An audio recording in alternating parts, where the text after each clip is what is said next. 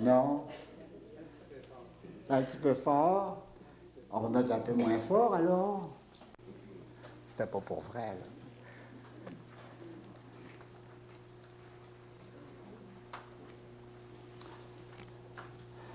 Nous sommes dans la nuit du sens, quatrième demeure.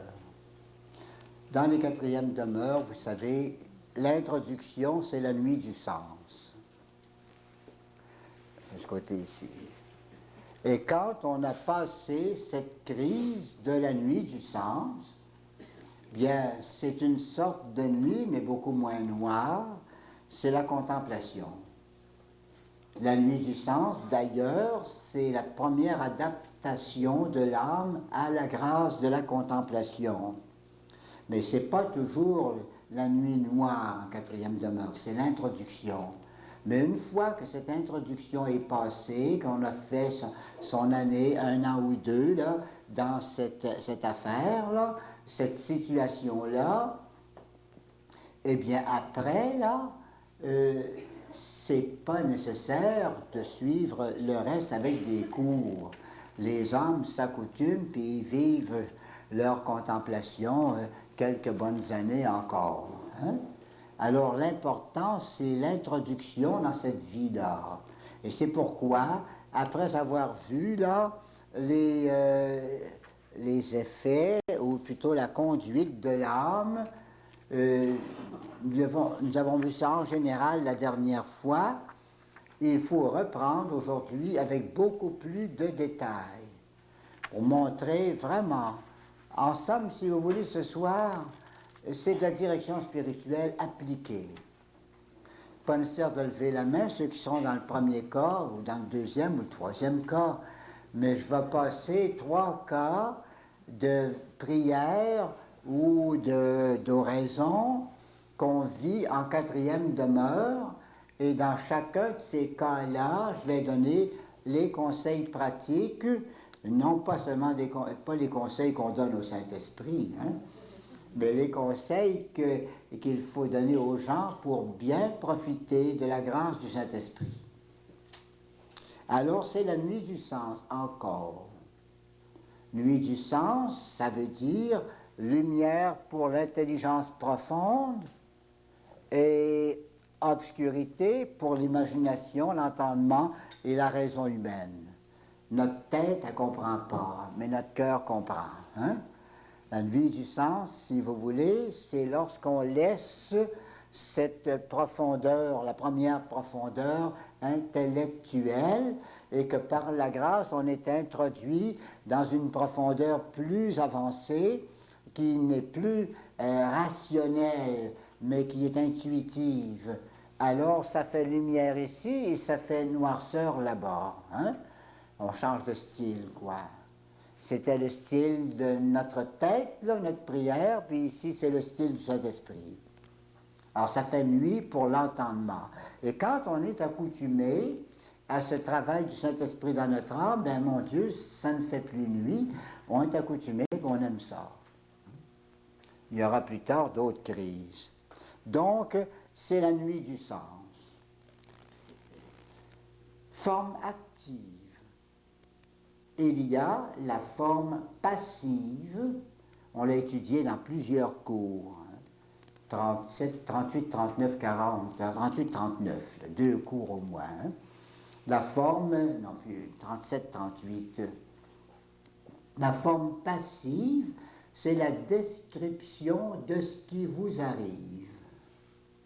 Quand vous passez par là, vous avez des expériences assez douloureuses, surprenantes parfois, angoissantes quelquefois.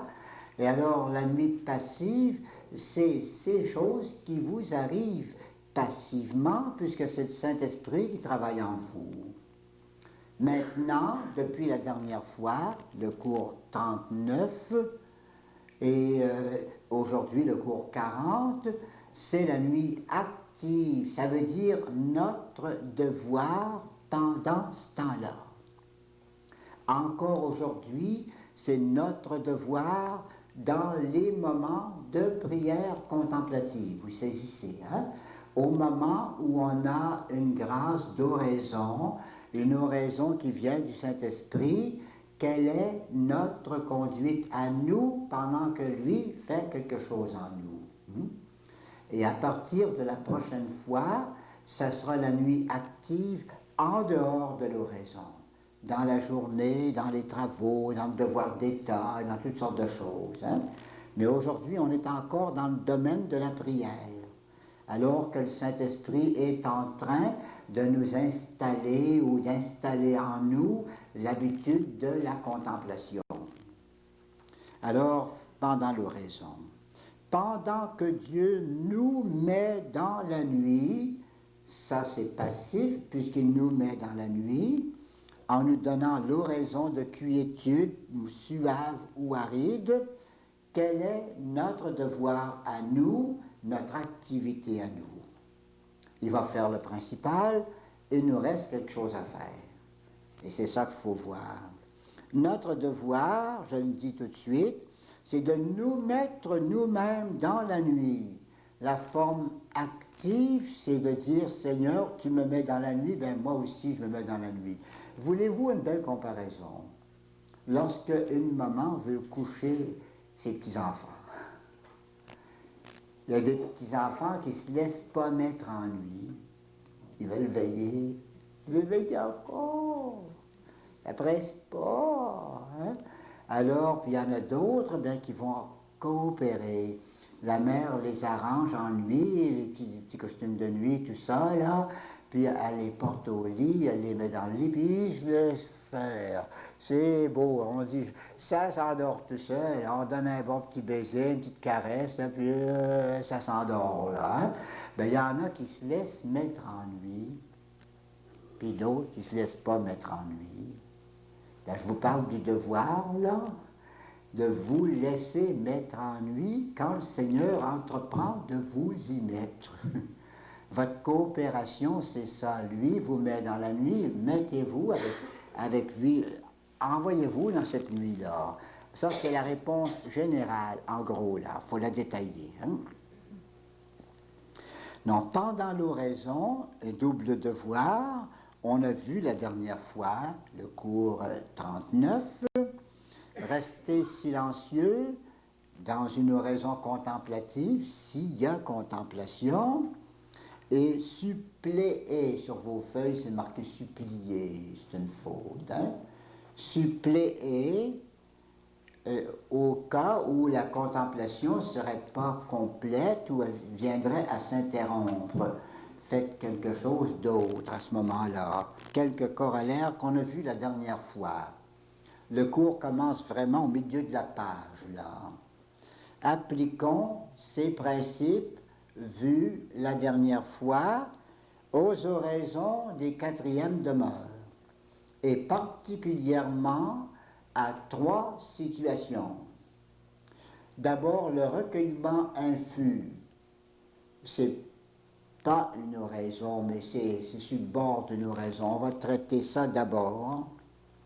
Deuxièmement, la quiétude suave, la quiétude dont parle beaucoup Sainte Thérèse quand elle dit « allez boire à la fontaine ». C'est bon. Et puis troisièmement, après la pause, on mettra une attention spéciale à étudier le cas de la sécheresse contemplative, une contemplation aride, une contemplation pas trop charmante, pas mal sèche. Ça sera notre cas après la pause. Je prendrai un bon café pour ça. Bon, d'abord, le premier cas, recueillement passif. Ce petit paragraphe, là, le bas de la page, ça réfère au cours 33, que nous avons vu déjà il y a plusieurs mois. Le cours 33, après un long résumé des situations précédentes, là, eh bien, il décrivait ce cours-là, il décrivait le recueillement passif. Qu'est-ce que c'est que le recueillement passif? C'est un recueillement que vous ne faites pas, vous, mais que le Saint-Esprit vous donne tout fait. À un moment donné, vous vous trouvez dans la prière. Vous vous trouvez dans le bon Dieu. Vous vous trouvez comme environné, comme enveloppé des choses de Dieu, dans un climat très intéressant, très agréable. Ça peut vous suivre n'importe où, même dans les choses profanes. Ça peut vous suivre pendant un repas. Il y en a, ça va les suivre même au bain, quoi. Si le Seigneur les prend, puis pendant quelques heures, des fois une journée. C'est rare que ça fasse plus que 3 jours. Ordinairement, ça fait une demi-heure, 3/4 d'heure, des fois une petite demi-journée, une heure ou deux, mais c'est très, très beau. Pendant ce temps-là, vous avez l'impression que vous êtes comme baigné dans le bon Dieu. Il y en a qui appellent ça une belle présence de Dieu. Hein? Mais c'est passif, ça. C'est différent du recueillement actif.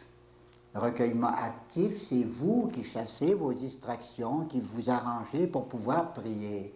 Ça, c'est se recueillir. Mettons-nous à la présence de Dieu. Hein? Mettons de côté nos préoccupations pour nous occuper seulement du Seigneur. Ça, c'est recueillement actif. Hein? Le recueillement passif, c'est quand le Seigneur vous met comme ça, de lui-même, sans que vous l'ayez cherché. Alors, Sainte Thérèse disait que ça vous arrive comme un coup de sifflet. C'est une expression un peu drôle. C'est comme quand quelqu'un siffle là dans une réunion tumultueuse, un coup de sifflet arrive, puis tout le monde va se calmer, puis tout le monde va se ramasser. Hein? C'est ça qu'elle voulait dire là. Alors, il y a 2 cas possibles. Ce recueillement qui vous arrive, et c'est un cas des hommes assez avancés, c'est assez fréquent d'ailleurs, ça va être le prélude d'une oraison plus qualifiée. Ça va vous arriver comme une sorte d'introduction, comme une sorte de prélude à une oraison de quiétude ou de contemplation suave. Voyez-vous, par exemple, vous allez vous sentir recueilli tout d'un coup, vous voulez prier, puis votre prière, elle va jouer le jeu, là. Hein? Elle va se trouver toute dans le Seigneur aussi, puis vous n'aurez pas envie de parler dans cette prière-là. Vous serez heureux de rester comme ça devant le Seigneur. Eh bien, votre devoir, c'est justement ça, c'est de vous abandonner à votre oraison. Vous voulez prier, le Seigneur vous enveloppe d'un recueillement, alors profitez-en, abandonnez-vous passivement à la prière qui va jaillir dans votre cœur, dans ce cas-là. Mais il peut se faire aussi, et ça arrive assez souvent, surtout dans les débuts, que votre recueillement passif ne sera qu'une simple emprise de Dieu, quelque chose de pas complet, si vous voulez, une oraison pas complète. Il vous donne le recueillement, mais ce n'est pas le temps de prier. Vous êtes à table, par exemple. Il vous donne le recueillement. Vous n'avez pas le temps de prier.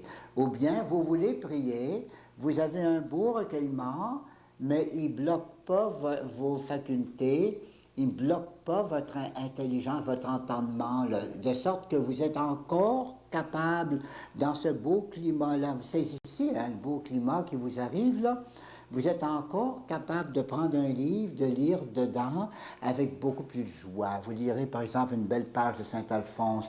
Mon Dieu que c'est beau, surtout quand on lit ça dans un recueillement pareil, ou bien une belle page d'un livre que vous aimez, là.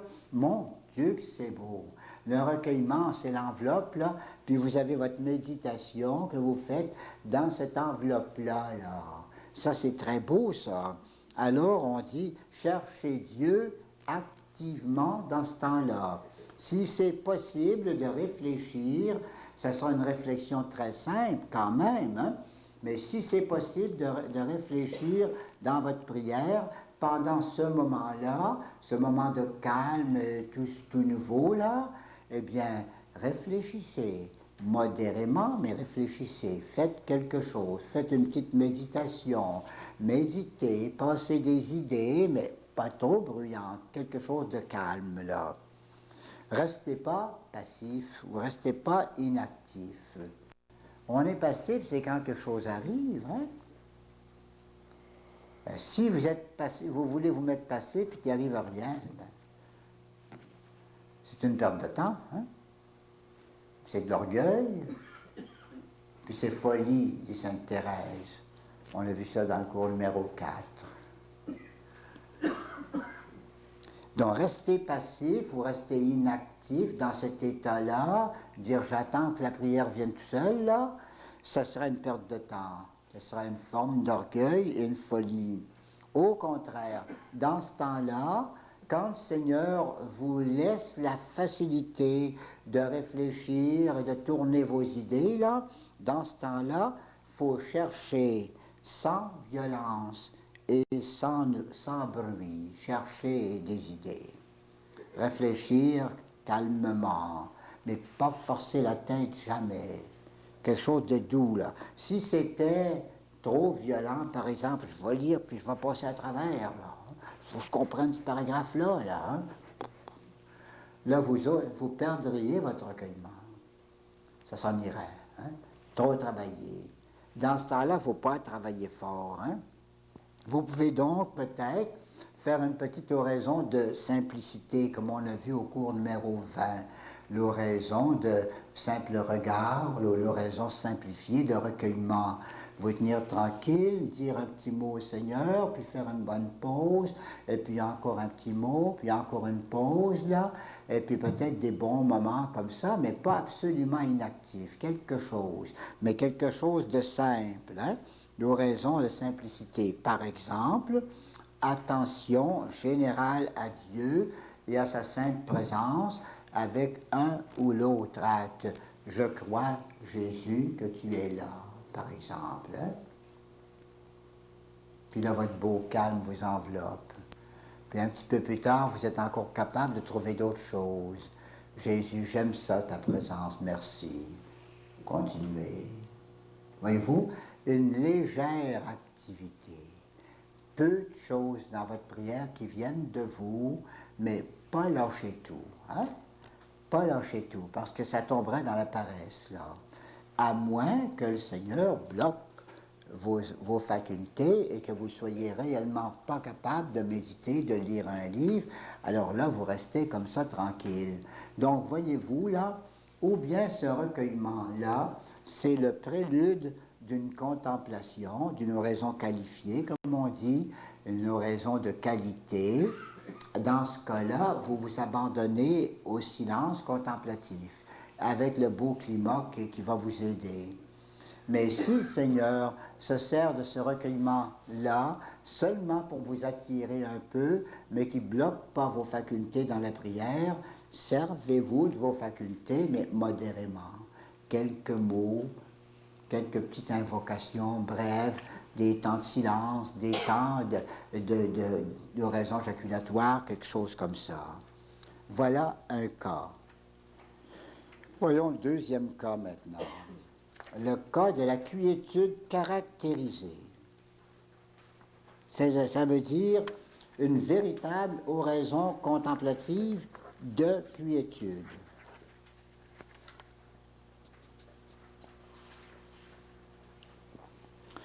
Le mot quiétude, ça veut dire repos, hein? Quiet, requiem, quiétude. C'est le contraire de l'inquiétude. L'inquiétude, ça ne repose pas reposant du tout, hein? Mais la quiétude, ça repose, ça calme, ça repose. Alors, la contemplation, souvent, c'est celle qui est décrite par Sainte Thérèse, celle-là, dans ces beaux livres-là, ça s'appelle la quiétude, oraison contemplative de repos. Sainte Thérèse dit contemplation des goûts divins. Alors, en général, là, quand vous avez, là, je suppose, quelqu'un à qui ça arrive assez souvent, assez régulièrement, de prier en contemplation, en quiétude. Vous avez, par exemple, une demi-heure par jour, peut-être plus, mais enfin, mettons une demi-heure comme moyenne, là. Vous avez votre demi-heure par jour, et puis assez souvent, depuis quelques mois, presque chaque fois que vous vous mettez en prière, le Seigneur vous calme et bloque votre entendement. Vous n'êtes plus capable de prier avec des mots puis avec des livres. C'est de la quiétude, vous reposez. Au lieu de travailler, vous reposez. Et vous faites autant plaisir au bon Dieu quand vous vous reposez en lui que quand vous vous agitez. Moi, je pense que les moments, là, ils ont autant de bonheur de voir leurs petits-enfants s'endormir paisiblement que de les voir sauter. Hein? Vrai? Vrai. C'est beau pour les mamans, ça. Les papas aussi. C'est un beau spectacle. Regarde-moi ça, ces petits-enfants qui reposent. On est heureux dans ce temps-là. On dit qu'ils sont bien couchés, la chaleur, ils sont bien, puis ils s'endorment. Le bon Dieu, c'est pareil. Il aime ça quand on piaille un petit peu, vous savez. Mon Dieu, mon Dieu, mon Dieu, mon Dieu, qui est comme les petits, là. Mais il aime ça quand on dort aussi. Je veux dire dormir dans votre prière. Je veux dire une prière de repos. Quand vous trouvez votre bonheur à vous taire devant le Seigneur, il aime bien ça. Ça lui fait plaisir. Alors, aux raisons de quiétude, qu'est-ce qu'il y a à faire pendant ce temps-là? Ça revient au cours du mois dernier, là, mais en détail un peu plus. En général, protéger la paix ou le repos, protéger la paix de la volonté contre l'agitation du sens, c'est-à-dire l'entendement, le raisonnement, la mémoire, l'imagination, la pensée, tout ça. Ça veut dire arrangez-vous pour ne pas vous laisser distraire par des réflexions, par des souvenirs, par des imaginations. Dans ce temps-là, quand le Seigneur vous donne cette belle grâce-là, ce que vous avez à faire, c'est de la prendre, cette grâce-là. Vous abandonnez à ça, favorisez, arrangez-vous pour que ça soit tranquille. Si vous êtes capable de faire plus tranquille encore, allez-y. C'est un devoir de l'âme avancée, ça, de se tranquilliser devant le Seigneur. Voyez-vous, mes chers amis, que la spiritualité, c'est pas une affaire excitée. Hein? Quand ça se développe, ça devient très calme. La grâce de quiétude est accordée à la volonté seule. C'est elle qui a la grâce. Le Seigneur charme votre volonté. Et votre volonté n'a pas envie de faire d'autre chose. Elle est là contente, une sorte de joie. C'est pour ça qu'on l'appelle quiétude ou repos ou goût. Alors, les sens n'ont rien reçu.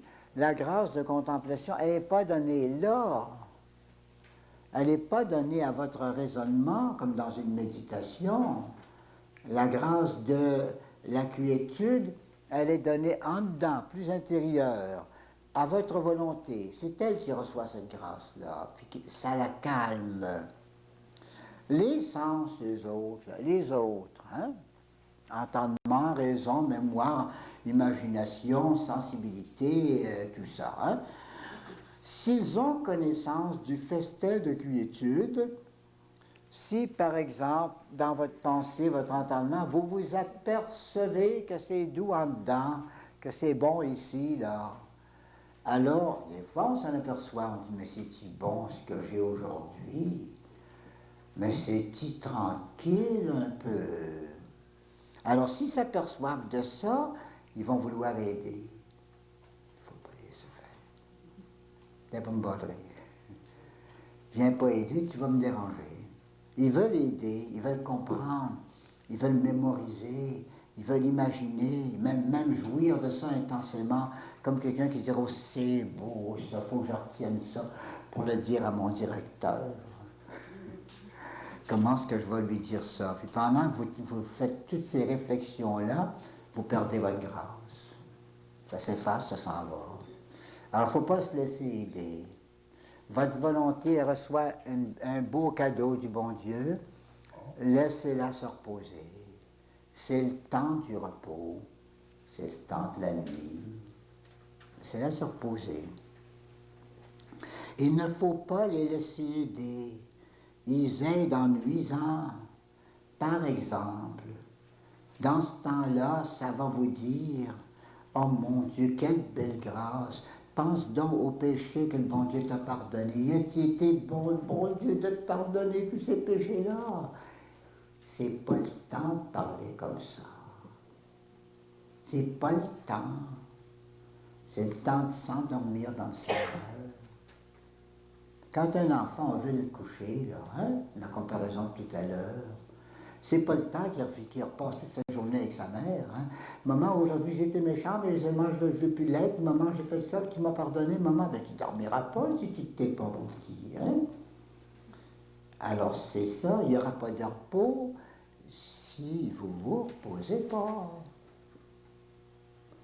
Il n'y aura pas de repos dans le Seigneur si vous vous agitez même pour dire des belles choses au Seigneur.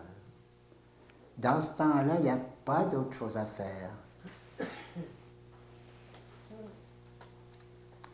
Pas parler et rester tranquille. Et vous endort, laissez-vous endormir. C'est fin, c'est d'être bercé par le Seigneur. Enfant du bon Dieu. Alors, il ne faut pas ça. Pas ces retours-là. Évidemment, c'est difficile, puis on se trompe tous. Tout le monde se trompe là-dessus. Mais au moins, il ne faut pas le faire exprès pour se tromper tout le temps. Il faut prendre l'habitude de se laisser aller à cette belle grâce-là quand on l'a. Si on ne l'a pas, là, on n'invente pas. S'ils n'arrivent pas à comprendre, ceux qui sont là, l'imagination, pensée, là, c'est quelque chose de plus intellectuel, de plus profond plutôt. Ou bien ils vont comprendre ce qui se passe, ils vont vous déranger. S'ils n'arrivent pas à comprendre ce qui se passe, bien, ils vont s'exciter. Ils vont danser, ils vont faire des folies. Hein? C'est comme les enfants, quand ils n'entendent pas ce qu'on dit de l'autre côté, bien, ils s'agitent. Je vous ai conté ça déjà?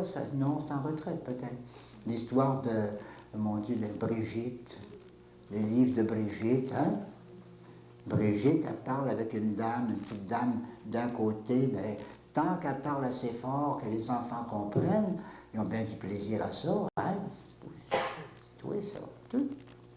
Mais quand les femmes parlent plus bas, que les enfants ne comprennent plus rien, ben ils se dissipent. Ils commencent à se faire des chars avec des tables, des chaises, puis ils traînent ça sur le plancher, puis tout un vacarme, là. Qu'est-ce que vous faites là? Mais de l'autre côté, ils sont en train de se parler. Ils se parlent en dedans, puis les enfants s'agitent à côté. Ça, c'est le salon, l'esprit, et puis là, c'est la cuisine ou la salle de jeu. Hein? Ils s'amusent là. Ils n'arrivent pas à se comprendre. Pourquoi est-ce qu'ils ne comprendront pas? Parce que pour le sens, c'est trop nouveau. Qu'est-ce que tu as déjà vu une affaire pareille? Comme c'est beau. Puis ils veulent tous déranger. C'est trop nouveau, trop paisible. As-tu déjà vu comme c'est tranquille en dedans? Hein? C'est trop intérieur et imperceptible.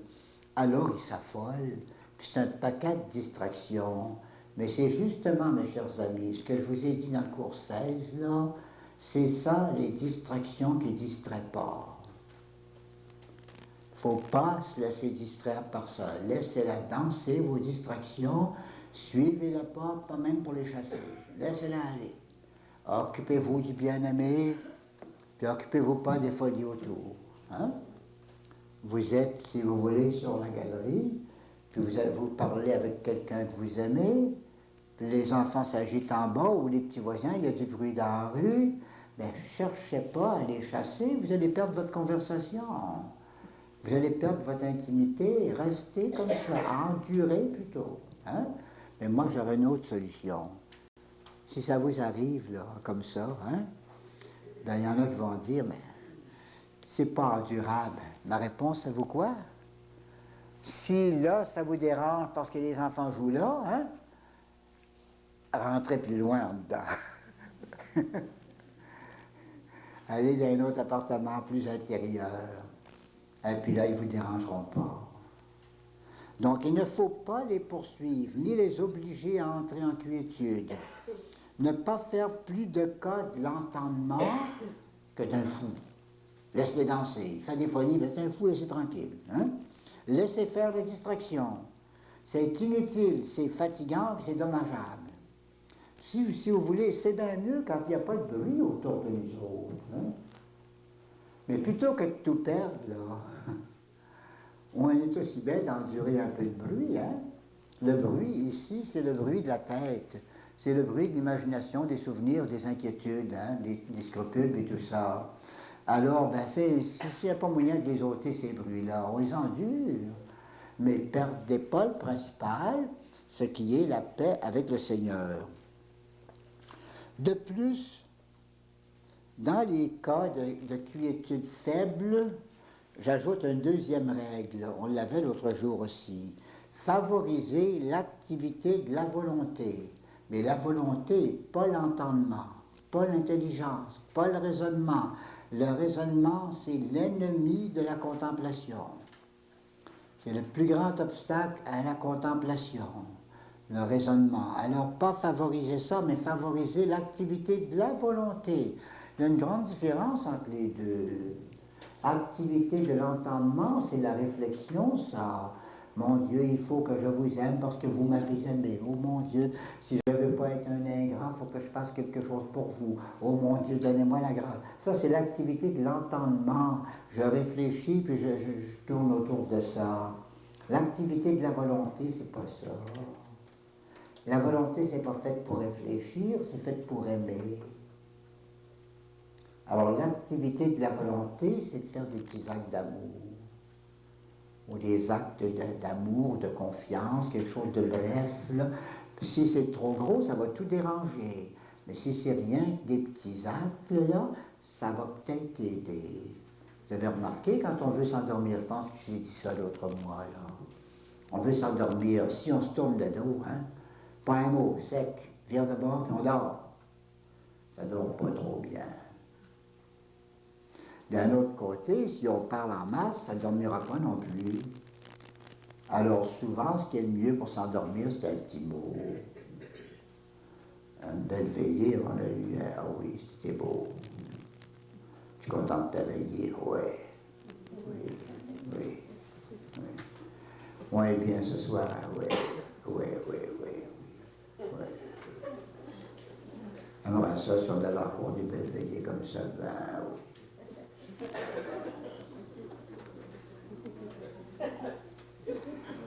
Des petits mots, ça va vous aider à dormir. Des gros mots, ça va vous empêcher de dormir. Ça, c'est très psychologique, cette affaire-là, mais c'est très intéressant, vous savez. Il y en a qui brisent toute leur vie de prière. Ils parlent trop au Seigneur. Ils font du tapage. Ils lui cornent des oreilles. Seigneur Jésus, c'est bien Seigneur Jésus, ben, je le sais, peut-être, ouais. Hein? Peut-être, ouais. Donc, dans les cas de quiétude forte, une grâce forte, il est difficile de parler, à moins que Dieu l'inspire. Ça peut arriver qu'en pleine quiétude bien forte, le Seigneur vous inspire un mot. Alléluia! Ça peut arriver. Mais ordinairement, ça n'inspire pas comme ça. On reste tranquille. Dans les cas de quiétude moins forte, une contemplation qui est sur le bord, c'est juste un peu, hein, moins profonde, alors on va vous conseiller ceci, pas d'actes puissants, pas des actes puissants, je vous aime, mon Dieu, pas ça, mais des petits mots, amour, ah Jésus. Des petits mots comme ça. Des actes puissants, Sainte Thérèse dit, ça serait comme des grosses bûches qu'on veut mettre sur un foyer qui est après s'éteindre. Hein? Ben, ça va finir là. Hein? Si vous mettez une grosse bûche sur la braise, tout s'éteint. Hein? Ça vient de s'éteindre. Hein? Tandis que Sainte Thérèse dit, on peut mettre des petites brindilles, un petit copeau, un petit papier, quelque chose, un brin d'herbe, pas d'herbe, de foin, quelque chose de sec un peu, là. Puis ça va pétiller, ça va faire monter le feu, puis en même temps, ça va engager le feu à côté, là. Donc des petits actes, de petites pailles, dit Sainte Thérèse, sur le feu. Ça veut dire quoi, ça, les petites pailles, là? Je vous le mets sur la feuille. Des considérations d'amour et d'humilité que vous faites plus par la volonté que l'entendement. Voulez-vous un petit conseil dans vos prières? Ôtez-les parce que, puis à cause de. Hein? Seigneur, je t'aime parce que tu es bon. Seigneur, je t'aime parce que tu m'as fait des grâces. Seigneur, je t'aime parce que... Puis ôtez-en de ça. Ôtez-en en masse de ça. Hein? Ça, c'est votre tête qui veut parler, parce que, hein? Mais plutôt un langage de volonté. Langage, je t'aime, Seigneur. Toi seul. À toi, Seigneur. Bon Jésus. Oh, toi. Je dis donc des actes d'humilité ou d'amour que vous faites plus par la volonté que par le raisonnement ou l'entendement. Et puis alors, si ça vous arrive comme ça, recherchez, si c'est possible, une plus grande solitude pour donner plus de liberté à Dieu et vous abandonner dans les bras de l'amour. J'ai connu un cas, c'était dans une communauté, hein, un religieux qui avait cet état-là, qui vivait la quiétude assez habituellement. Mais vous, ce que son supérieur a fait pour l'aider, étant au courant, parce qu'on n'est pas obligé de tout dire à son supérieur, mais étant au courant, il a dit, c'est bien simple, je vais te nommer sacristain. Comme tu seras sacristain, tu seras plus longtemps à la chapelle, puis tu pourras en profiter un petit peu plus. Hein? Parce que dans les communautés, souvent, c'est par heure, hein? C'est surtout les noviciats, puis les maisons de jeunes, là, c'est ensemble, puis c'est fini, on sort de la chapelle, on s'en va à d'autres choses. Hein? Mais lui donner une chance comme ça, en le mettant là, parce qu'il y a de ces états où assez souvent, puis assez régulièrement, on sent la grâce de quiétude toute proche, là. On voit que ça ne prendrait pas grand-chose pour entrer dans le Seigneur, là. Alors, dans ce temps-là, c'est pas mauvais si vous en avez la chance. Il y a des personnes, par exemple, qui vont s'organiser pour avoir 1 heure ou 2 chez elles, hein, pour pouvoir être tranquille, puis vivre cette belle vie de repos dans le Seigneur, là. Bon, on va faire la pause ici et on verra tout à l'heure le gros cas de la sécheresse.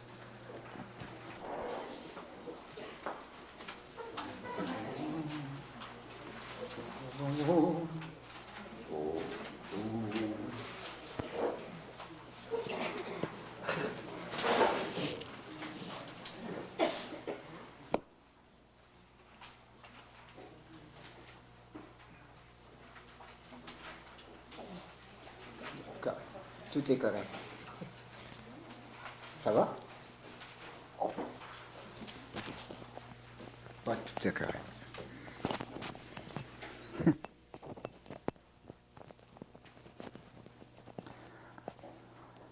Bon, là.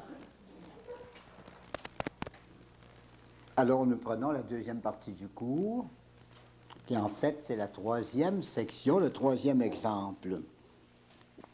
Nous avons vu le cas du recueillement, infus ou passif, le cas assez clair de la quiétude suave, la quiétude agréable, là. Hein. Maintenant, il reste le cas, c'est pas le plus agréable, mais c'est le plus fréquent. Chez les nouveaux contemplatifs, les novices en contemplation, là, c'est le cas le plus fréquent, celui-ci, c'est-à-dire la sécheresse contemplative. Celle de Saint Jean de la Croix, ou les premières formes enseignées par Saint Jean de la Croix. Il y a là une équivalence de la quiétude thérésienne, mais pas une équivalence absolue. C'est à peu près, mais c'est beaucoup plus sec que chez Sainte Thérèse. le climat de Jean de la Croix et de Petite Thérèse, celui-ci là. Un climat atteignant l'entendement avec surtout la lumière et des effets privatifs, effets d'aveuglement. Quand c'est la lumière qui domine en nous, là, parce que nous avons deux grands dons de contemplation, hein. Il y a le don d'intelligence qui vous apporte la lumière ou l'éclairage divin, et puis il y a le don de sagesse qui vous apporte l'amour ou la jouissance de l'amour. Quand c'est le don d'intelligence ou que c'est effet de lumière, ordinairement, la lumière du Seigneur, quand elle est forte, elle nous éblouit. Puis au lieu de voir, on ne voit plus rien. C'est la nuit. On pense qu'il fait noir, mais en réalité, c'est parce qu'il fait trop clair. On n'a pas les yeux assez forts pour voir cette lumière-là. Les yeux de l'âme, là. Alors, c'est un climat, voyez-vous, le climat de sécheresse contemplative. C'est lorsque le Seigneur, dans les grâces contemplatives qu'il donne, fait jusqu'à un certain point dominer les effets de lumière. Ça fait sec alors. Effet négatif, privatif, on a l'impression qu'il nous ôte quelque chose alors qu'il nous en donne. Mais on a l'impression qu'il nous ôte quelque chose, c'est privatif. Et ça nous aveugle. Quand on est aveuglé, vous avez beau dire, s'il fait très clair, ben vous répondez, moi je vois rien. Hein? C'est un peu ça. C'est la quiétude de notre époque. C'est pas mal notre temps, ça. La belle quiétude douce de Sainte Thérèse, on la voit moins souvent. Hein? Celle de notre époque, c'est celle de la petite Thérèse de l'Enfant Jésus. C'est très sec son oraison. Et c'est celle-ci, cette forme de contemplation, qui exige une étude plus approfondie de nos jours, parce qu'elle est fréquente et puis elle est précieuse, mais on ne la comprend pas. C'est en même temps une forme authentique de contemplation surnaturelle, malgré que plusieurs, même dans des livres spéciaux, spécialisés, il y en a qui ont prétendu que c'était pas de la contemplation parce que c'était trop sec, mais ils sont dépassés, ces auteurs-là. C'est des auteurs d'autour de 1900-1920, là. Hein? Ils sont dépassés et on reprend l'enseignement de Saint Jean de la Croix qui nous dit que c'est réellement une forme authentique de contemplation puisque ça réalise les trois signes de contemplation. Même si le troisième signe, le goût, est passablement effacé, voilé, il est là quand même. Et alors, étant donné qu'on est bloqué dans sa prière au point de vue entendement, étant donné qu'on cherche toujours le Seigneur avec beaucoup d'ardeur, même d'inquiétude parfois, mais étant donné qu'il reste quand même un certain goût dans la prière, vous allez voir des exemples tout à l'heure là, eh bien c'est de la vraie contemplation. Et c'est celle de notre époque, la plupart, pour ma part, la plupart des âmes contemplatives que je connais, c'est ça. Et j'en ai connu, qui ont éprouvé, qui ont expérimenté la quiétude suave, mais il n'y reste pas. Ordinairement, voyez-vous, ça fait sec quand on arrive en quatrième demeure, c'est la nuit noire. Après ça, une bonne quiétude suave, on s'accoutume à cette belle chose du bon Dieu, là. Puis plus on s'avance vers les cinquièmes demeures, plus ça devient sec. Ordinairement, c'est comme ça que ça se passe. Donc, si vous voulez, cette contemplation-là, que j'appelle sécheresse contemplative avec Saint Jean de la Croix, elle est le fruit de l'action de Dieu. Elle vient du Saint-Esprit. Et elle exige un double devoir. Premier devoir, le plus important, respecter cette action de Dieu, ne pas brouiller ce que Dieu fait en nous. Et deuxième devoir, au besoin, compléter l'action de Dieu. Dans certains cas, ça sera indiqué de compléter. Premier devoir. Le premier devoir, c'est la passivité, c'est-à-dire respecter ce que Dieu vous donne, pas agir contre. Hein? Une vie passive. On insiste ici parce que les âmes qui passent par là, j'en ai des centaines d'expériences là, avec des gens, hein? Les âmes qui passent par là oublient facilement qu'il s'agit de contemplation. On va leur dire, ils vont dire, ils sont bien contents. Et que je suis content, mon père qui m'a dit ça, c'est de la contemplation. Un mois après, ils reviennent en disant, ça va bien là, mais qu'est-ce qui se passe? Mais tout est revenu. Qu'est-ce qui est revenu? Ben, c'est la méditation. Ils sont revenus comme avant, ils ont tout perdu. Hein? Et ils oublient que c'est de la contemplation, alors ils travaillent contre, ils travaillent, puis ils bûchent là-dessus, tandis qu'ils devraient, comme j'ai dit, laisser faire le Seigneur et s'abandonner à cette espèce de silence doux, même si ce n'est pas une douceur très forte. Vous savez, des parfums, il y en a toutes sortes. Il y a des parfums qui vont empester tout un appartement. Hein? Puis il y en a d'autres, c'est tellement subtil, mais c'est les meilleurs. Ceux qui ne sentent pas trop fort, c'est les meilleurs, la qualité. Donc, voyez-vous, on oublie qu'il s'agit de contemplation parce que cette contemplation, elle est subtile, elle n'est pas éclatante, elle est obscure, pas de grande chose, c'est noir, quoi. Elle est privative, on a l'impression d'avoir tout perdu. Et elle est pénible particulièrement aux intellectuels. Ils souffrent donc de ne pas être capables de guider leur propre pensée dans la prière. Ça les dérange. Puis ils dérangent leur prière comme ça. Les âmes sont sensibles au manque de lumière qu'elles éprouvent. Alors un premier devoir, c'est de la passivité respectée. Le travail du Seigneur, on vous le dit, c'est le travail du Seigneur. Laissez donc faire le Seigneur.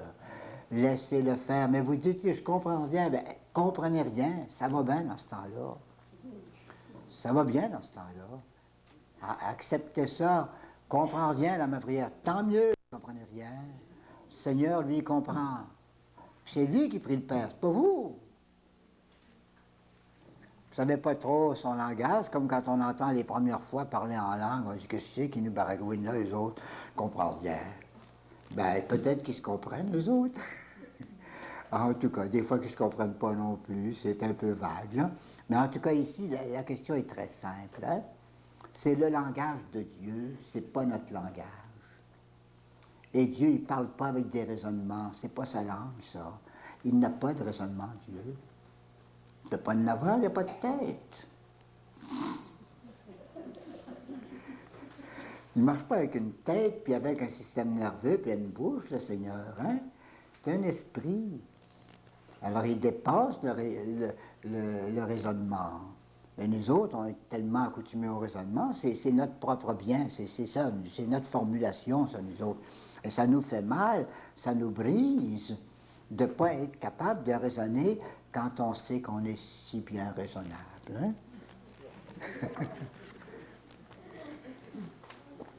Le deuxième devoir, souvent, il faut apporter une coopération active, un peu d'activité. Comme je disais tantôt, trop d'activité, ça va tuer votre prière contemplative, et ça va vous ramener dans des demeures moins avancées. Mais parfois, c'est nécessaire hein, d'avoir une sorte de coopération à l'action de Dieu. On insiste moins, parce que les gens, ben, ils se débattent. Hein? Quand ils ne comprennent pas trop, ils se débattent. Alors, pas besoin d'insister. Mais ça serait bon qu'ils se débattent comme il faut, quand même. Ça a sa place réelle. Et qu'est-ce que c'est que cette coopération-là est faite de souplesse. et de fidélité tenace tient bon quand même et se résume en 2 directives qu'on va détailler. Donc ça va jusqu'en bas de la page suivante.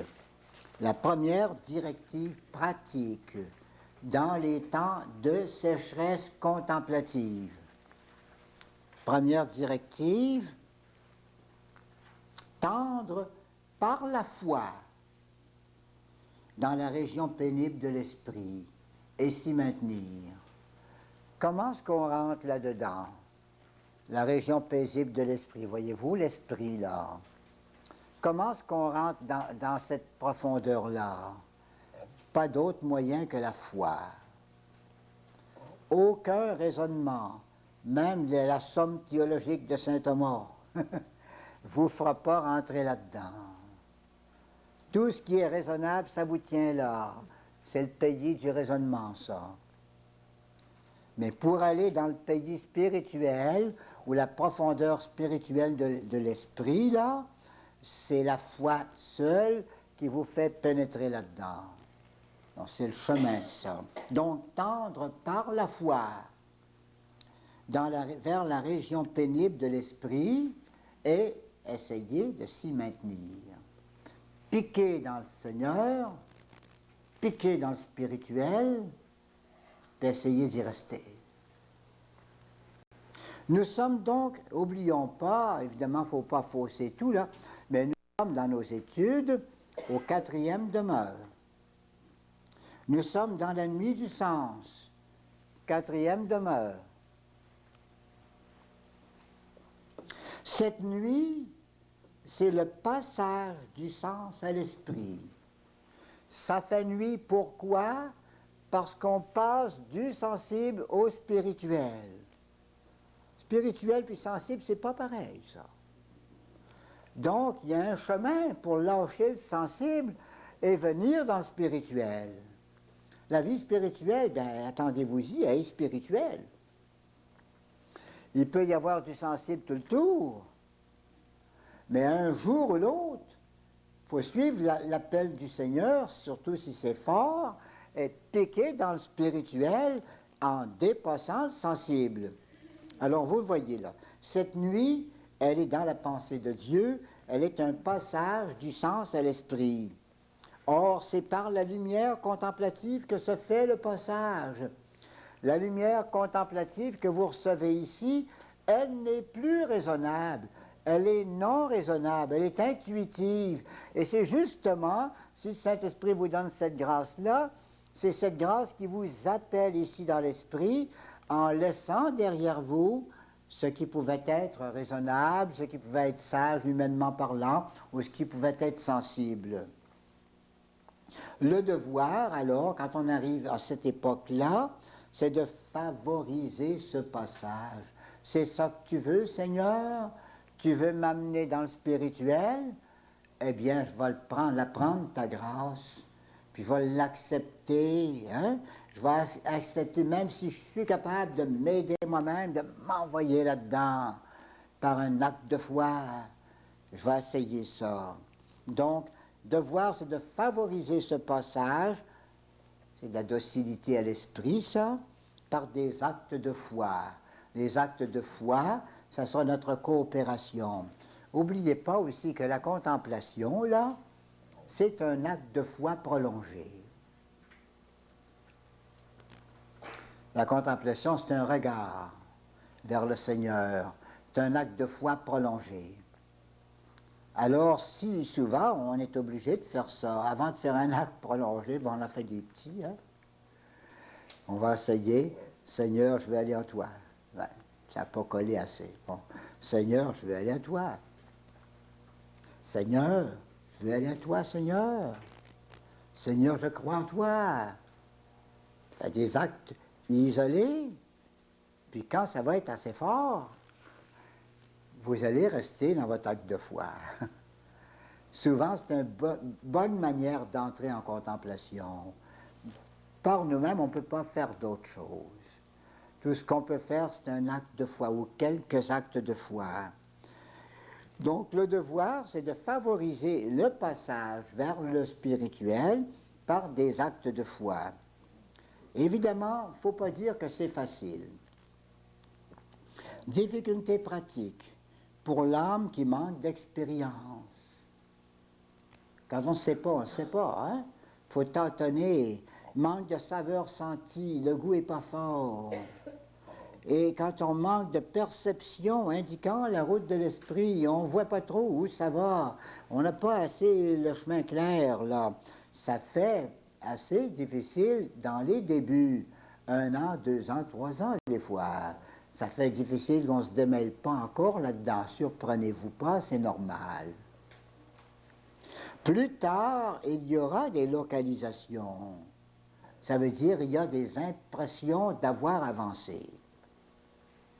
Il y aura la cellule intérieure, on s'accoutumera à ceci, l'esprit, et plus tard, il y aura encore le fond même de l'âme, et il y aura moyen d'expérimenter qu'on a avancé loin comme ça.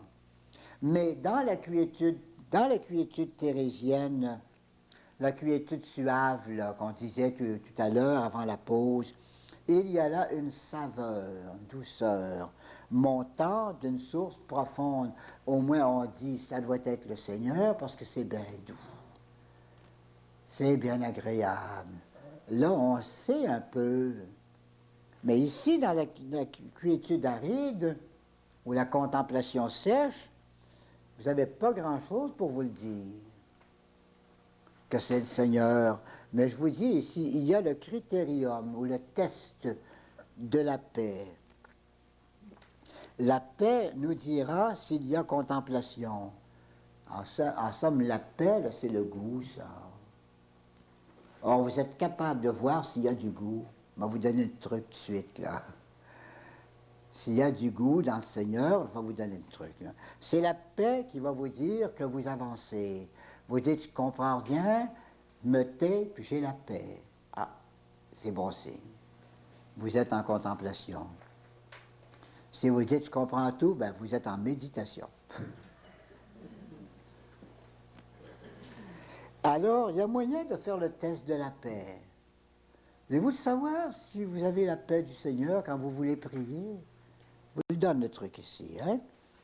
Faire le test de la paix par l'acte de foi. Les actes anagogiques d'une vertu théologale. Peut-être plusieurs n'ont pas encore entendu ce mot-là. Ça fait la 3e ou 4e fois qu'il vient, là. Hein? Les actes anagogiques. Déjà dans le cours numéro 6, on en a parlé. C'est quoi ça? C'est un acte de foi ou peut-être un acte d'amour, mais quelque chose de sec. Pas d'étoffe, juste le mot. Pas de corps, juste la pointe. Une flèche. Il y a des actes pas mal enveloppés. Oh mon Dieu, qui êtes mort d'amour pour mon amour. Je veux mourir d'amour pour votre amour. C'est pas mal plein, ça, hein? C'est un acte d'amour, mais il est étoffé pas mal, hein? Il y a du corps, il y a du volume, hein? Tandis que si vous dites amour, c'est beaucoup plus simple et c'est aussi bon. C'est plus dépouillé. Si vous faites un acte de foi bien enveloppé, vous allez dire, oh mon Dieu, à cause de la vérité que tu es, tu nous as parlé, tu dis toujours la vérité, je te crois Seigneur, oui, je crois, je crois. C'est des bons actes de foi, mais vous voyez comment ils sont enveloppés puis étoffés, des gros paquets. Hein? Tandis que si vous dites, je crois. J'avais parlé de ça pour le démon. Le démon n'a pas de prise dans ce temps-là. Mais le bon Dieu de la prise, lui, dans ce temps-là. Parce que plus votre acte est mince, plus il pénètre en Dieu. Une flèche, là, hein? Ça ne rentrera pas facilement si le bout est gros comme ça, hein? C'est un bout de 3 pouces, hein? Ça ne rentre pas facilement. Mais plus c'est pointu, plus c'est mince, plus ça a des chances de filer puis de pénétrer. Bien, vos actes de foi anagogiques, c'est ça. Puis vous le dites tout de suite, accoutumez-vous à raccourcir vos oraisons jaculatoires. Pensez pas qu'ils sont meilleurs quand il y a beaucoup de mots. Vous ferez un acte de raison jaculatoire en 10-15 mots. Ça ne vaut pas un petit mot. C'est bon, mais ça ne vaut pas un petit mot sec, amour. Je crois. Quelque chose de simple, là. Ces actes, je dis ici, ils plongent en Dieu et reçoivent l'action de Dieu. C'est ici que j'ai coutume d'expliquer que vos actes de vertu théologale, la foi en particulier, c'est comme une ponction. Vous savez la différence entre une injection et une ponction? Il y a des infirmiers ici. Oh oui, on en a des infirmiers. Hein? Vous savez la grande différence, hein? Les deux, c'est des piqûres. On dit, j'ai été piqué. Et je me suis fait piquer, j'ai eu une piqûre. Ben, quelle sorte de piqûre? Une piqûre qui pousse, mais une piqûre qui tire. Hein? L'injection, ça pousse. C'est une pompe refoulante. Le liquide qui est dans la seringue s'en va dans le tissu, tandis que la ponction, c'est une pompe aspirante. Vous piquez, puis à mesure que vous pressez, c'est un liquide qui entre dans la pompe. Eh bien, moi, je dis qu'un acte de foi, un acte de vertu théologale, c'est comme une ponction. Vous piquez dans le bon Dieu. Puis vous n'êtes pas capable d'en revenir sans ça sente le bon Dieu, hein? Vous savez, quand on prend des piqûres, là, pour la vitamine, puis comment est-ce qu'on appelle ça, le petit vase, là, puis mais ça, on pique sur le bouchon, là, hein? On pique sur le bouchon, là, hein? Puis après ça, on tire l'aiguille. Bien, quand même, vous n'auriez pas pompé. Ça va rester, ça va garder la marque du liquide, hein? Ça va garder la marque, hein? Ça a été dans le liquide, puis ça revient avec ça. Alors, à plus forte raison, si c'est une aspiration, vous tirez. Alors, dans un acte de foi réel, là, vous pénétrez dans le Seigneur, et vous n'êtes pas capable de pénétrer dans le Seigneur sans en tirer quelque chose du Seigneur. Hein? C'est ça. Alors, si vous retirez quelque chose du Seigneur, vous allez le sentir parce que le Seigneur, il est paix. Dieu de paix, hein? Règne, royaume de paix. Alors, essayez-le si vous voulez. Faites même en dehors de l'oraison, en étant assez tranquille quand même. Essayez 2-3 petits actes de foi. Seigneur, je crois en toi. Oui, je crois, Seigneur. Je crois. Puis tout de suite, vous vous sentez apaisé. Il y en a, ça prend juste un petit acte, puis ça y est tout de suite. Ils sont tellement accoutumés d'aller dans le bon Dieu, là, qu'aussitôt qu'ils ont pénétré par un acte de foi, tout de suite, ils ont la paix. Alors c'est ça, et cette paix-là, dans vos prières, qui vous paraissent sèches, ça dira que Dieu est proche. Ça sera comme la preuve que le Seigneur est là, même si ce n'est pas un bonheur à tout casser, débordant, là, vous aurez quand même le test de la paix. Donc ces actes plongent en Dieu et ils reçoivent l'action de Dieu. Or, cette action de Dieu assure à la fois une influence apaisante, d'où sort une impression subtile de silence et de paix. Ça sera votre signe, ça, votre troisième signe, qui n'est pas trop clair dans la sécheresse, mais ça sera votre signe. Une certaine paix va s'ensuivre de vos actes de foi. Comment les faire, ces actes-là? Eh bien, évidemment, d'une façon personnelle, il ne s'agit pas d'apprendre les choses par cœur. Faites-le vous-même, vos actes. En particulier, on va distinguer les actes d'amour. Acte anagogique d'amour et acte anagogique de foi. Acte anagogique d'amour, ça s'appelle aspiration amoureuse ou aspiration d'amour. Hein? Ça, c'est l'acte anagogique d'amour. C'est quoi? C'est un élancement amoureux et enflammé du cœur et de l'esprit par lequel l'âme se surpasse elle-même et va s'unir étroitement à Dieu. Si vous voulez, c'est comme si on disait, je t'aime assez, Seigneur, que oui, je t'aime plus que moi-même, puis vous envoyez dans le Seigneur. Voilà. Procédez graduellement pour faire vos actes d'amour. Graduellement. Simplifiez les actes de plus en plus. Accoutumez-vous tous vos actes d'oraison jaculatoire à les raccourcir. Si vous les raccourcissez trop, tout d'un coup, peut-être ça allait être un peu dépaysé.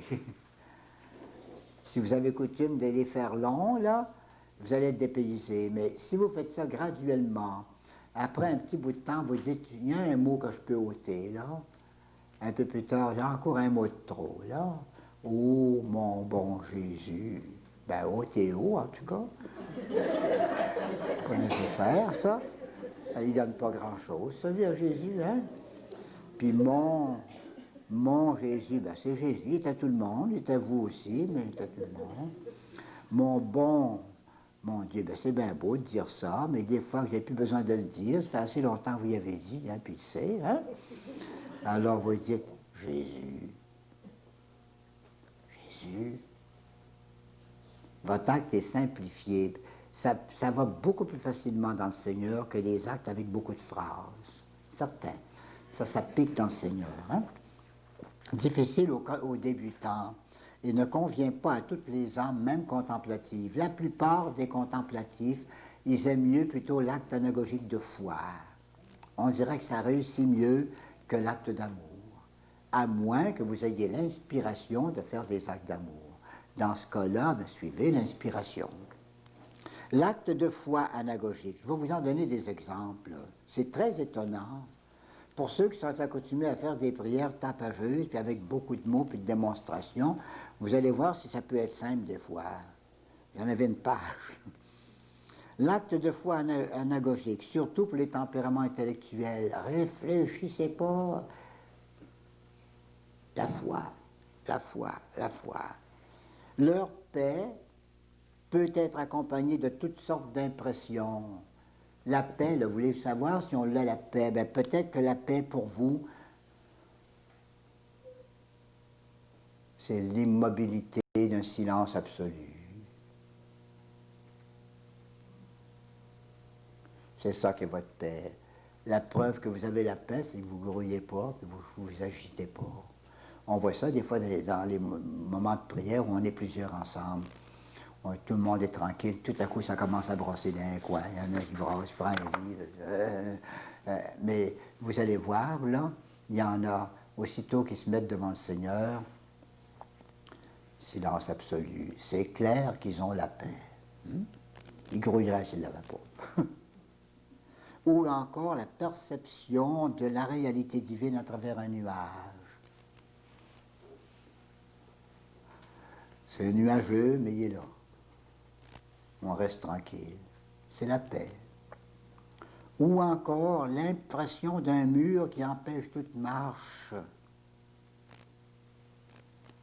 Pas capable d'avancer, mais au moins tu pousses.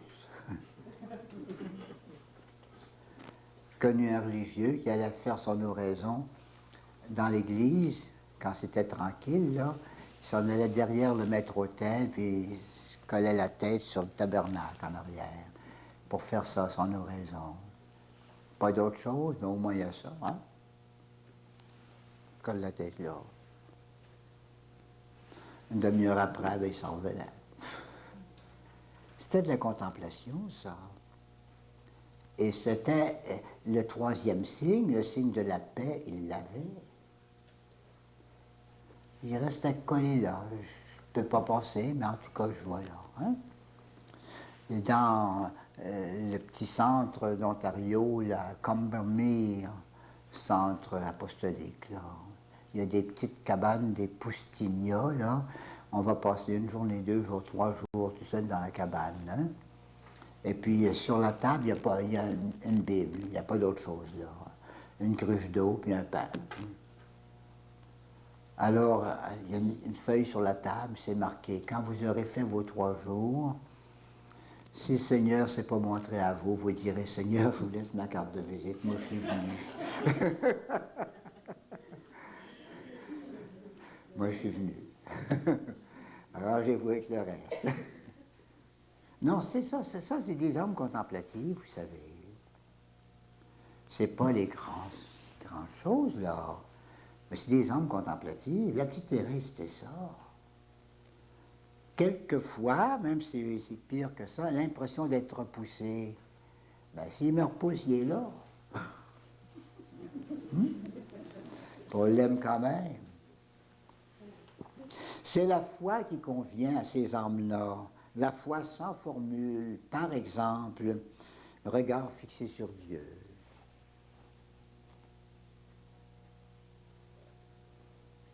Toute votre oraison comme ça.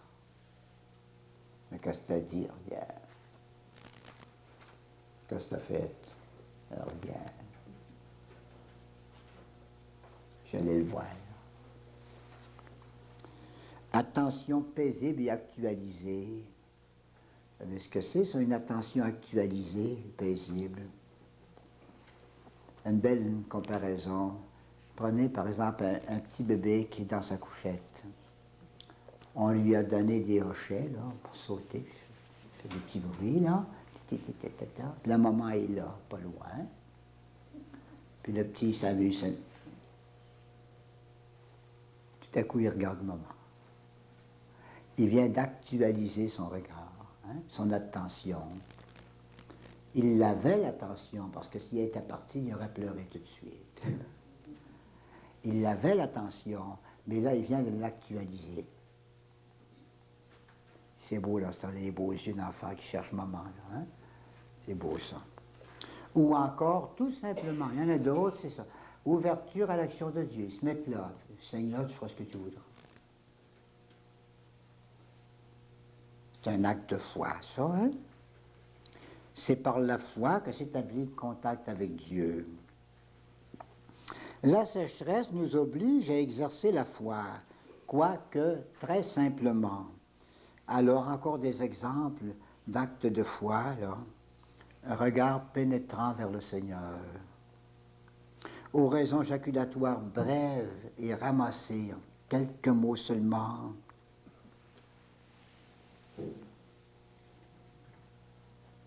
Attitude de paix.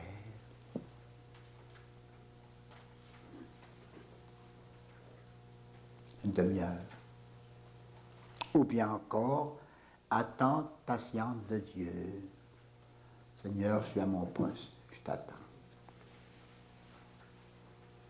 Et attendre comme ça, ben, c'est vivre de foi. C'est très fort. Ça vous donne un peu une description de l'état d'âme, puis de l'oraison, de beaucoup d'âmes assez avancées. C'est des belles quatrièmes demeures et plus, là. Hein? Et puis, c'est beau. Alors, vous voyez tout de suite que la spiritualité, ça s'en va pas vers le bruit, vers l'activité et toutes sortes de choses. Ça s'en va vers ce regard-là, comme au ciel. Au ciel, qu'est-ce qu'on va faire? On va regarder. Parfois, on va chanter Sanctus, Sanctus, Sanctus. Saint, Saint, Saint. D'autres fois, on dit rien. Pour être heureux. C'est l'image de ça. C'est commencer sur la terre. Pour Thérèse de l'Enfant Jésus, elle dit, mon oraison, un regard paisible vers le Seigneur. Jeanne de Chantal disait, se tenir immobile devant Dieu. Ta pierre arrive, Seigneur, regarde ta pierre. Hein? Je suis là, je suis là. Saint Jean de la Croix vous donne encore de ces beaux exemples à lui, là. Vous en avez toute une page, là. Il dit, par exemple, élever son attention sans acte. Moi, je peux faire attention à vous autres. C'est pas nécessaire que je vous braque, hein? Que je fasse des actes de regard. Fouillez là pour voir celui-ci, celle-là, hein? Il y a moyen de faire ça autrement.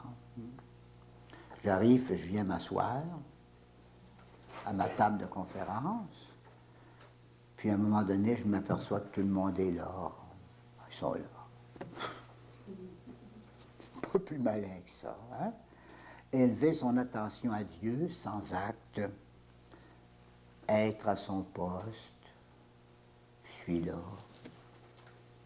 Attention au plus petit acte, ça c'est du Saint-Jean de la Croix. Il dit faites attention dans ce temps-là pour ne pas déranger le beau silence du Seigneur.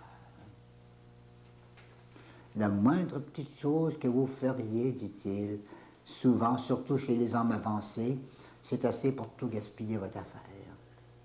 Restez donc tranquille. Alors ça, c'est une des directives.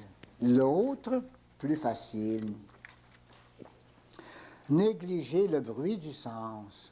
Ça veut dire pas trop faire de cas des distractions qui viennent dans l'esprit et y apporter parfois quelque apaisement. Quand on est capable de ne pas les apaiser, simplement de rester tranquille avec le Seigneur, on reste tranquille. Tant pis pour la tête qui danse. Mais si vraiment ça vous dérange trop, la distraction qui danse dans la tête, là, si ça vous dérange trop, il y aura moyen d'apporter quelques petits apaisements pour calmer ça.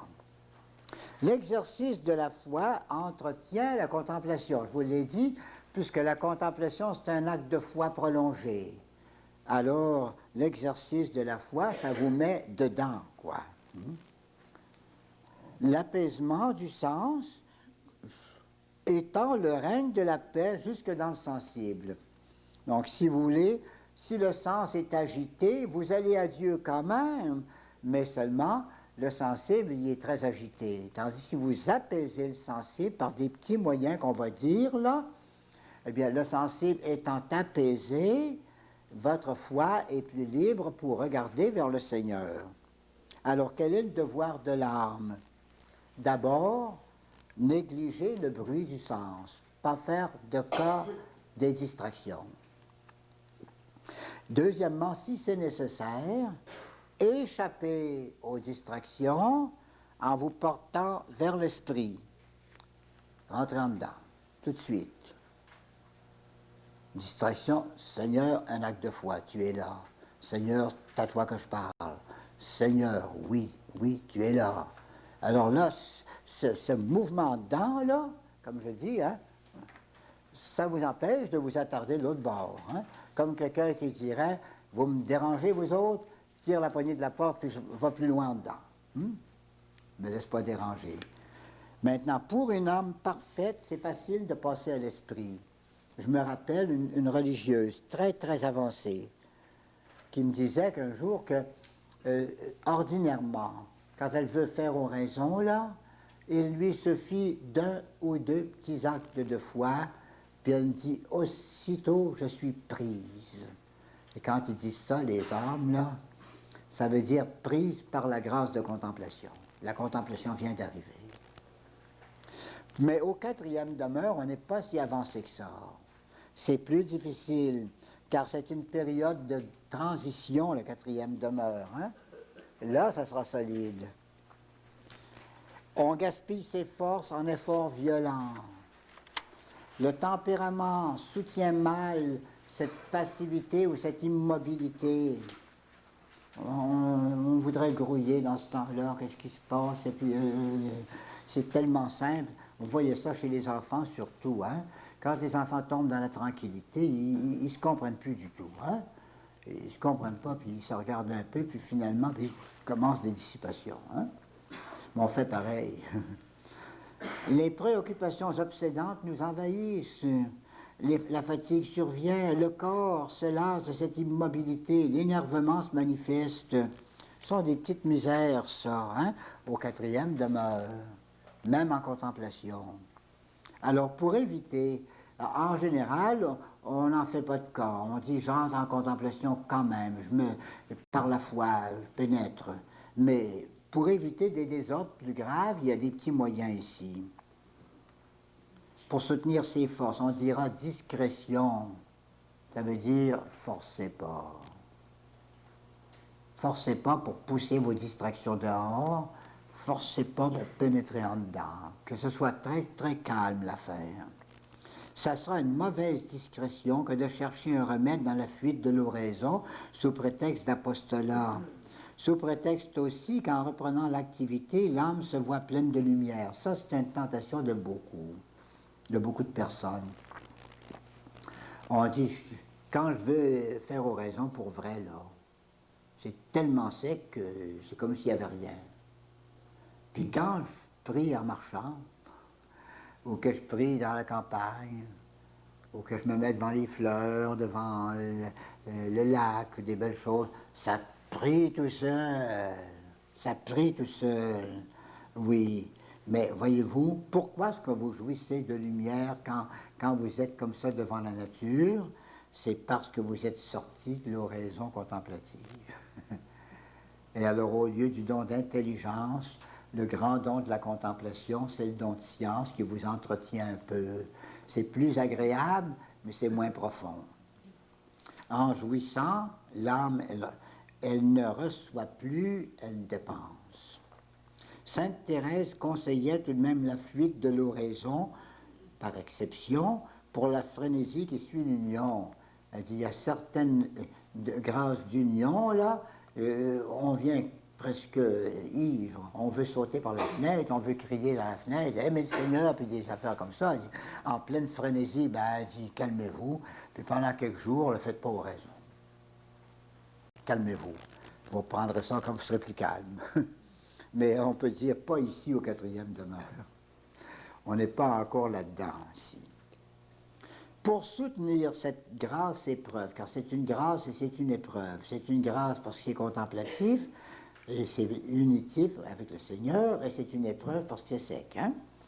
Pour soutenir cette grâce épreuve, la patience. Ne pas lutter contre elle, mais supporter la grâce tout simplement avec beaucoup de mérite. Dans le dernier petit mot, dans certains cas où on est vraiment bien dérangé, là, dans sa prière, bien, on pourrait trouver des moyens apaisants plutôt que de voir l'agitation se généraliser. Il ne faut tout de même pas perdre la tête parce qu'on a des épreuves en dedans. Hein? Si ça vient que ce n'est pas endurable et puis qu'on va faire des folies, on peut trouver des petits moyens. Par exemple, la prière vocale dite lentement. Pas capable de contempler, ça ne veut pas marcher. Commencez un pater. Et peut-être qu'en commençant votre pater, la petite Thérèse faisait ça, vous retombez en oraison. Qu'elle soit bien choisie, votre prière vocale, appropriée, un cri de l'âme. Une autre chose qui peut vous apaiser, c'est l'attitude du corps. Il y a des gens qui vont prier sur un petit prie-dieu sec, là. Tu te demandes toujours si tu ne tomberas pas par devant ou par en arrière, ou bien ça va craquer et tu vas te casser les reins là-dedans. Ben non, ben non. Un bon fauteuil. Évidemment, le grand les ébaules, là, peut-être que ça ne sera pas trop bon, hein? Quelquefois, il ne faut pas être non plus être étroit, là. Il y a des personnes qui me demandent des fois si c'est bien de prier couché. Ben oui. Pas un péché d'être couché. Si vous priez mieux couché qu'assis dans un fauteuil, ben, priez couché. Il y a bien des gens qui, évidemment, en condition, ce ne soit pas entre deux sommeils, là, hein? Tous les yeux appesantis, mais il y a des gens qui ne dorment pas tellement, qui se tiennent tranquilles, puis ils prient. Ils peuvent faire une belle oraison, même comme ça. La plupart du temps, on se trouvera un bon fauteuil. Un monsieur chez qui j'allais autrefois, du côté de Belleuil, là, il disait, ça, père, ce grand fauteuil-là, c'est mon fauteuil de prière, ça. Il l'avait orienté devant une grande fenêtre, et il dit, j'aime ça. La clarté là-bas, là, puis la maison dans la pénombre, puis je prie. Il priait 1 heure ou 2 par jour dans son fauteuil. Un bon saint homme. Donc, l'attitude du corps, s'arranger pour ne pas s'assoupir, il ne faut pas que ça nous gêne non plus, mais pour que ça nous aide à nous recueillir. Et une chose très bonne aussi, c'est le voisinage du Saint-Sacrement quand on peut. Il y en a qui vont prier à l'église quand elle n'est pas bourrée. Hein? Ou encore la solitude complète.